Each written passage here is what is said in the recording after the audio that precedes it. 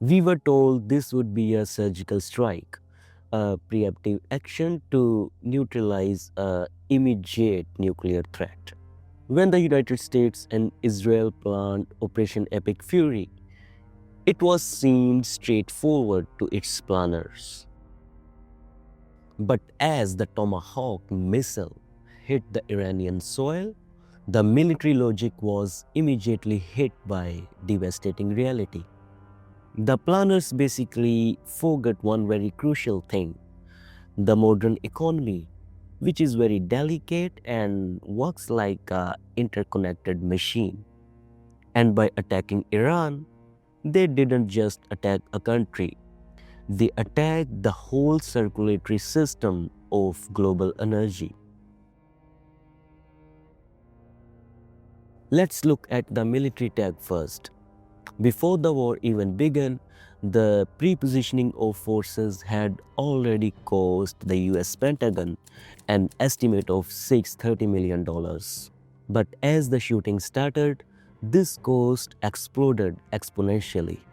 According to the analysis by Center of Strategic and International Studies, the first 100 hours of war cost the US alone an estimate of $3.7 billion, or roughly $890 million per day. On the other side, Israel's Iron Dome and David's Sling system, which are considered the most expensive intercepting system to operate in the world. Every time Israel intercepts a drone that cost Iran $20,000 to build, Israel spends $100,000 to $1 million to intercept it. And the financial blunder here is underestimating the duration of the war. The US and Israel logic was based on decapitation strike to kill the supreme leader Khamenei and end the war. But this thing didn't happen. The regime rallied around a new leader, Mujtaba Khamenei, and the military course tradition from a sprint to a marathon, which the aggressors simply had not budgeted for. And many US-based analysts are claiming that this bill could climb over to $50 billion in the upcoming months. But these direct military costs are just a sideshow compared to the global economic crisis. And to understand this, we will have to first look at the Strait of Hormuz, a most crucial checkpoint on Earth. One-fifth of the global oil consumption is dependent on this Strait of Hormuz, and about 20 million barrels of crude oil passes through it every day. Before the war began, the Western countries assumed that the Iran wouldn't dare to block the Strait of Hormuz because it will then reunite the whole world against it. But on March 4th, the Iran started attacking commercial tankers and mining the Strait of Hormuz. The resulting panic was instantaneous. The global oil prices started skyrocketing, and the higher insurance premiums made the transit impossible. And for Europe, this was a complete disaster.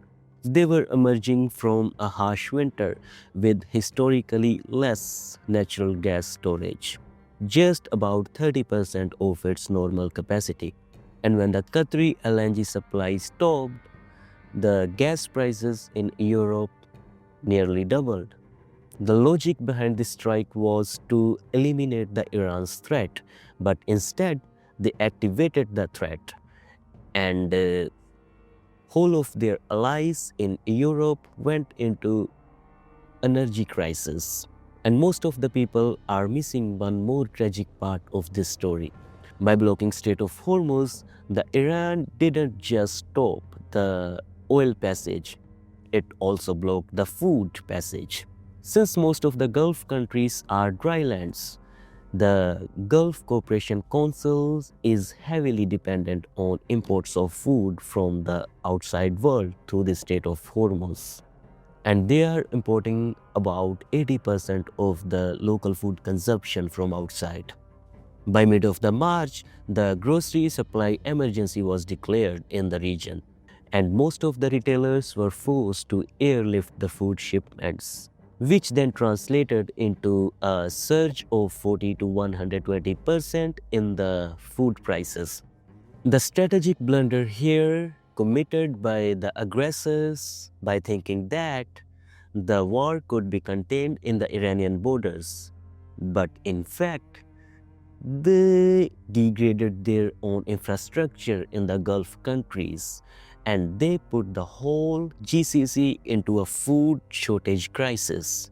They spent billions to destroy Iran, but ended up destroying their own energy flows, making everyone fundamentally poorer, more volatile, and less secure. How long do you think this war can sustain itself before the global economy simply forces a halt? Let me know your thoughts in the comment section and we will keep track of it. See you in the next video. Bye bye.